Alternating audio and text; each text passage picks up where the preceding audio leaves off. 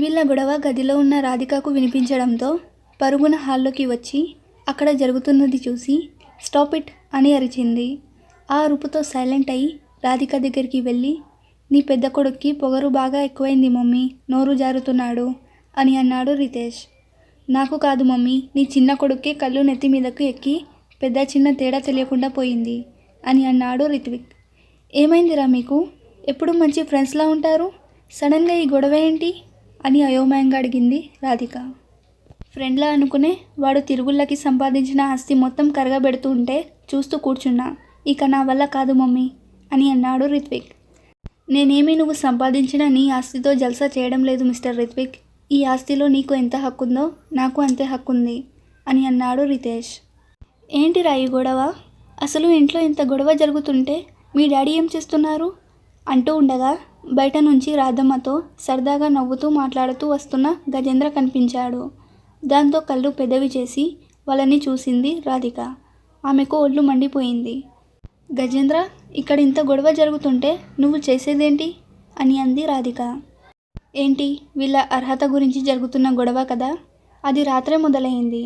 అందుకనే రాత్రంతా ఆలోచించి ఒక నిర్ణయం తీసుకొని ఆ నిర్ణయాన్ని సోషల్ మీడియాలో పోస్ట్ చేశాను. బాగా వైరల్ అవుతుంది, మీరు చూడలేదా అని చెప్పి, రాధా నువ్వు వెళ్ళి నాకు కొంచెం కాఫీ పెడతావా అని రాధమ్మని కళ్ళల్లోకి చూస్తూ అడిగాడు గజేంద్ర. గజేంద్ర మాటలు విని రిత్విక్, రితేష్, రాధిక తమ ఫోన్ తీసి సోషల్ మీడియాలో న్యూస్ చూసి షాక్ అయ్యారు. వారిలో ముందుగా చేరుకున్న Ritvik, what is this dad అని అసహనంగా అడిగాడు. చాలా డీటెయిల్గా రాశాను కదా, అర్థం కాలేదా, సరే చెప్తాను వినండి. గజేంద్ర భూపతి అనే నేను నా స్వహస్తాలతో పూర్తి స్పృహలో ఉండి మీ అందరికీ ఈ విషయం తెలియాలి అనే ఉద్దేశంతో ఇలా సోషల్ మీడియాలో పోస్ట్ చేస్తున్నాను. భూపతి ఆస్తులకు సంబంధించిన ఏ నిర్ణయమైనా ఇకపై నేనే తీసుకుంటాను. ఇందులో నా కొడుకులు రిత్విక్ భూపతి, రితేష్ భూపతిలకు కానీ, నా కుమార్తె రచన భూపతికి కానీ ఎటువంటి సంబంధం ఉండదు. వాళ్ళకి నా ఇంటి పేరు తప్ప మరి ఏ ఇతర ఆస్తులు వాడుకోవడానికి కానీ, మా ఇండస్ట్రీస్కి సంబంధించిన ఎటువంటి నిర్ణయం తీసుకునే అర్హత కానీ లేవు. మా పేరు వాడుకొని వాళ్ళు మీ దగ్గర డబ్బు, ప్రాపర్టీస్, ఉద్యోగానికి సంబంధించిన ఏ సహాయము అడిగినా అది వాళ్ళని చూసి చేయాలి అనిపిస్తే మీరు చేయడమే, అంతే తప్ప వెనక ఉన్న నన్ను కానీ నా ఆస్తులను కానీ చూసి చేయకండి. వాళ్ళకి మీరు చేసే ఎటువంటి సహాయానికైనా నేను బాధ్యత వహించను. వాళ్ళు నా వారసులే కానీ నా ఆస్తికి వారసులు కాదు. వాళ్ళకి సరైన అర్హత వచ్చే వరకు వాళ్ళు నా ఆస్తికి వారసులుగా పరిగణించబడరు. దయచేసి గమనించగలరు. ఇట్లు గజేంద్ర భూపతి. ఇదిరా అందులో ఉన్న మ్యాటర్ అని అన్నాడు గజేంద్ర. ఆ మ్యాటర్ విన్న ముగ్గురికి కళ్ళు తిరిగాయి. This is too much dad, అయినా ఇంత పెద్ద నిర్ణయం మమ్మల్ని అడగకుండా మీరెలా తీసుకున్నారు అని అడిగాడు రిత్విక్. ఒరేయ్, నువ్వు నాకు పుట్టావురా, నేను నీకు పుట్టలేదు నిన్ను అడిగి నిర్ణయాలు తీసుకోవడానికి అని అన్నాడు గజేంద్ర. అసలు మేము మీ కొడుకులమేనా డాడ్ అని అడిగాడు రితేష్. తప్పురా నాన్న, ఈ వయసులో ఈ అనుమానం అది నీకు రాకూడదురా, మీ మమ్మీ ఫీల్ అవుతుంది అని అన్నాడు గజేంద్ర. గజేంద్ర, వాళ్ళు అడిగేదేంటి, నువ్వు చెప్పే సమాధానం ఏంటి, అసలు ఇలాంటి దిక్కుమాలిన ఆలోచన నీకెందుకు వచ్చింది అని గట్టిగా అడిచింది రాధిక. రాధిక అలా అంటూ ఉండగా కాఫీ తీసుకొచ్చి గజేంద్రకు కాఫీ ఇచ్చింది రాధమ్మ. ఆ కప్పు అందుకొని థ్యాంక్ యూ రాధా అని అన్నాడు గజేంద్ర. పర్వాలేదు బాబు అని సిగ్గుపడుతూ చెప్పి వెళ్ళిపోతున్న రాధమ్మతో, రాధా ఇక్కడ ఫ్యామిలీ డిస్కషన్ జరుగుతుంటే అలా వెళ్ళిపోతావేంటి, ఉండు అని అన్నాడు గజేంద్ర. అక్కడున్న వాళ్ళందరూ రాధమ్మని, గజేంద్రని వింతగా చూశారు. మన ఫ్యామిలీ డిస్కషన్కి అది ఉండడం ఏంటి గజేంద్ర అని విసుగ్గా అడిగింది రాధిక. అలా అంటావేంటి రాధిక, మన ఫ్యామిలీ తన ఫ్యామిలీ కాదా, మన సమస్య తన సమస్య కాదా అని రాధమ్మని చూస్తూ అన్నాడు గజేంద్ర. ఏంటి అని నోరు తెరిచింది రాధిక. కిచెన్లో కొంచెం పని ఉంది బాబు, అది చూసుకొని వస్తాను, మీరు మాట్లాడుకుంటూ ఉండండి అని చెప్పి కిచెన్లోకి వెళ్ళిపోయింది రాధమ్మ. వెళ్తున్న రాధమ్మని చూస్తూ కాఫీ సిప్ చేసి సూపర్ అన్నాడు గజేంద్ర. ఏంటి సూపర్ అని అరిచింది రాధిక. కాఫీ సూపర్ అంటున్నా అని తడబడుతున్న మాటలతో అంటూ, తాగుతావా అని అడిగాడు గజేంద్ర. మీరు తాగి తర్వాత ఈ విషయం తేల్చి చెప్పండి. ఈ ఆస్తి మీ నాన్నగారిది, లెక్క ప్రకారం అది నా కొడుకులకు చెందాలి, కాబట్టి వాళ్ళ ఆస్తి వాళ్ళకి ఇచ్చేయండి అని చెప్పింది రాధిక. ఇది మీ మామగారి సంపాదించిన ఆస్తి ఎట్లా అవుతుంది రాధిక మీ మామగారికి 100 ఎకరాల మగాన్ని, 150 ఎకరాల కొబ్బరి తోట, ఇంకా స్థలాలు పొలాలు ఉన్నాయి నిజమే. కానీ అవన్నీ అమ్మేసే కదా నా కొడుకు ఈ వ్యాపారం మొదలుపెట్టాడు. కాబట్టి ఇది నా కొడుకు స్వర్జిత ఆస్తి అవుతుంది కానీ మీ మామగారి ఆస్తి కాదు అంది అప్పుడే అక్కడికి వచ్చిన అనంతలక్ష్మి. అది కాదు అత్తయ్య, పాపం పసిపిల్లలు, ఇలా చేస్తే వాళ్ళ భవిష్యత్తు ఏమవ్వాలి చెప్పండి అని అంది రాధిక.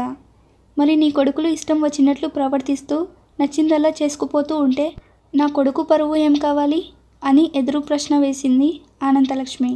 దానికి ఏ సమాధానం చెప్పలేక తల వంచుకుంది రాధిక. ఏటి అయినా మీరు చేసేది నాకేటి నచ్చలా మామ. ఇన్నాళ్ళు మీ ఆఫీస్ కోసమే నా మొగోడు గోడుల సాకిరి వేసిండు కదా. పోనీ ఆ కూసీ కాకపోయినా మీ ఆఫీస్లో ఏదో ఒక కూసీ ఇప్పిస్తారు అనుకో, అందులో కూకొని నా మొగుడు సత్తా ఏంటో మీకు చూపిస్తాడు అని అంది అంజమ్మ. అవును మావయ్య, తండ్రి అయి ఇంత ఆస్తి ఉండి మరి వాళ్ళను రోడ్డు మీదకి వదిలేకుండా రితేష్కి కూడా ఏదో ఒక దారి చూపిస్తే బాగుంటుంది అని అంది అక్షిత. సరే, నా ఇంట్లో కోడలుగా అడుగుపెట్టాక మీరు అడిగిన మొట్టమొదటి కోరిక ఇది, కాబట్టి అలాగే చేస్తాను అని ప్రేమ్కి కాల్ చేశాడు గజేంద్ర. అప్పటికే గుమ్మం దాకా వచ్చిన ప్రేమ్, సార్ మీ కాల్ కంటే ముందే నేను వచ్చేసాను అని కింద పడి ఉన్న సామాన్లను మెల్లిగా తప్పించుకుంటూ గజేంద్ర దగ్గరికి వచ్చాడు ప్రేమ్. మన ఆఫీస్లో ఖాళీగా ఏదైనా పోస్ట్ ఉందా అని అడిగాడు గజేంద్ర. హా సార్, నిన్నే ఒక క్లర్క్ పోస్ట్ ఖాళీ అయింది, రిక్రూట్మెంట్ కోసం చూస్తున్నాను అని చెప్పాడు ప్రేమ్. ఓకే, ఆ పోస్ట్ కిందకి మిస్టర్ రిత్విక్ని నేను సజెస్ట్ చేస్తున్నాను. అతని క్వాలిఫికేషన్ మీకు కూడా నచ్చితే ఆ పోస్టుగా అతన్ని తీసుకోండి అని అన్నాడు గజేంద్ర. ఏంటి, క్లర్క్ పోస్టా? అది మన ఆఫీస్లో, నేను చచ్చినా చేయను అన్నాడు రిత్విక్. అది మన ఆఫీస్ కాదు, నా ఆఫీస్ మిస్టర్ రిత్విక్. ఇంకా జాబ్ విషయానికి వస్తే చేయడం చేయకపోవడం అది పూర్తిగా నీ ఇష్టం. రేపు మార్నింగ్ జాబ్లో జాయిన్ అవ్వాలి, లేకపోతే అది వేరే వాళ్ళకి ఇవ్వడం జరుగుతుంది అని చెప్పి రితేష్ వైపు తిరిగి, ఇంకా నువ్వు నీకున్న క్వాలిఫికేషన్కి నా కంపెనీలో ఏ జాబ్ లేదు, కానీ నీ మీద జాలితో నేను ఒక స్పెషల్ జాబ్ నీకు ఆఫర్ చేస్తున్నా. మా ఇంట్లో ఆడవాళ్ళకి సెక్యూరిటీ లేదు. నిన్న బాగా బలిసిన ఒక అంబోతు మా చిన్న కోడలైన అక్షిత మీద దాడి చేసి ఆమె చేతిని గాయపరచడమే కాకుండా చెంప మీద వాళ్ళ గుర్తులు పడే అంత గట్టిగా కొట్టింది. కాబట్టి మా ఇంట్లో ఆడవాళ్లకు సెక్యూరిటీ అరేంజ్ చేద్దాం అనుకుంటున్నాను. ఇంట్లో ఉన్న ఆడవాళ్ళలో రచన అంజమ్మ బయటికి వెళ్ళారు. రాధిక బయటకు వెళ్ళినా కూడా ప్రాణాల మీద ఆశ ఉన్నవాడు ఎవడు ఆమె జోలికి రారు అనే నమ్మకం నాకుంది. ఇంకా కాలేజ్కి వెళ్ళేది అక్షిత మాత్రమే. కాబట్టి నువ్వు ఆమెకి బాడీగార్డ్లా ఉండి ఆమెను అనుక్షణం కంటికి రెప్పలా కాపాడుకోవాలి అని అన్నాడు గజేంద్ర. ఏంటి, ఆ మబ్బు మొహానికి నేను సెక్యూరిటీ గార్డ్లా ఉండాలా? నోవే అని అన్నాడు రితేష్. ఓకే, నీ ఇష్టం. నీకు కూడా రేపు మార్నింగ్ వరకు టైం. జాయిన్ అవ్వాలి అంటే వచ్చి జాయిన్ అవ్వండి, తర్వాత మళ్ళీ మీకు ఈ అవకాశం ఉండదు అని చెప్పాడు గజేంద్ర. ఓకే డాడ్, బయటికి వెళ్ళి బ్రతకలేము అని కదా మీ అభిప్రాయం? ఒక 12 అవర్స్లో జాబ్ సంపాదించి మేమేంటో మీకు నేర్పిస్తాం అని ఛాలెంజ్ చేశాడు రిత్విక్. ఆ సంపాదించిందేదో పెద్ద జాబ్ సంపాదించు నాన్న, ఎందుకంటే నీ మీద ఆధారపడి మరో 2 జీవులు ఉన్నాయి, వాళ్ళ అవసరాలు కూడా నువ్వే తీసుకోవాలి కదా అని అన్నాడు గజేంద్ర. అని నోరు తెరిచాడు రిత్విక్. నాన్న రితేష్, నువ్వు కూడా నీ భార్య కాలేజ్ ఫీజుతో సహా ఆమె అవసరాలన్నీ చూసుకోవాలి బంగారం. కాబట్టి అది దృష్టిలో పెట్టుకొని జాబ్ వేటలో పడండి అని అన్నాడు గజేంద్ర. ఏంటి డాడ్, మాకు మళ్ళీ ఈ దీపావళి ఆఫర్ ఏంటి అని అన్నాడు రితేష్. ఇలాంటి ఆఫర్స్ ముందు ముందు ఇంకా చాలా ఉంటాయిలే, అప్పుడే అంత అవాక్ అవ్వకండి. ఇంకా మీ డౌట్స్ అన్నీ క్లియర్ అయితే నాకు పని ఉంది. ఆఫీస్ రన్ చేయడానికి కొత్త సీఈఓని వెతుక్కోవాలి. నేను వెళ్ళి రెడీ అయ్యి వస్తాను అని తన గదిలోకి వెళ్ళాడు గజేంద్ర. అతని వెనకే వెళ్ళింది రాధిక. అసలు ఇదంతా వీళ్ళిద్దరి వల్లే అని కొరకొరగా అక్షితను అక్షయను చూస్తూ ఉన్నారు రిత్విక్ అండ్ రితేష్. వాళ్ళ పరిస్థితిని గమనించి, నానమ్మ నువ్వు టాబ్లెట్స్ వేసుకునే టైం అయిందిరా అని, మిస్టర్ ప్రేమ్ కొంచెం నానమ్మ గారికి హెల్ప్ చేయరా, ఆవిడ త్వరగా మెట్లు ఎక్కలేరు అని రచన చెప్పడంతో అక్కడ నుండి అనంతలక్ష్మిని తీసుకొని వెళ్ళాడు ప్రేమ్.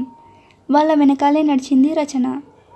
హాల్లో ఎవరూ లేకపోవడంతో ఒకసారి చుట్టూ చూసుకొని గట్టిగా నవ్వి హైఫై ఇచ్చుకున్నారు అంజమ్మ అండ్ అక్షిత. అది చూసి పళ్ళు పటపటా కొరుకుతూ, అంటే ఇది మీ ఇద్దరు ప్లాన్ చేసి చేశారు కదా అని ఒకేసారి అడిగాడు రిత్విక్ అండ్ రితేష్. మరి చిన్న చిన్న కారణాలకు గొడవలు పడడానికి మాకు ఏమైనా బుద్ధి లేదు అనుకున్నావా మీకులాగా? ఏంటి నీ జీవితం నీ ఇష్టం అన్నావు కదా, ఇప్పుడు వెళ్ళు పబ్కి. నీ వంక అమ్మాయిలు కాదు కదా, కనీసం ఆ పబ్ బయట ఉండే కుక్కలు కూడా చూడవు. సి మిస్టర్ రితేష్, కొన్నిసార్లు మన ఆవేశంలో చేసే తప్పులు ఎదుటి వారి ముందు మనల్ని ఎదవల్ని చేసి నిలబెడతాయి. అది ఎలా అంటే, నువ్వు ఆవేశంలో కొట్టిన చెంపదెబ్బ నిన్ను ఇలా నాకు బాడీగార్డ్ చేసినట్లు అని నవ్వుతూ అంది అక్షిత. యూ అని అక్షితని కొట్టడానికి చెయ్యి ఎత్తాడు రితేష్. ఆ చేతిని గాలిలోనే ఆపి, ఒక్కసారి కొట్టినందుకే నీ పరిస్థితి ఇలా అయింది.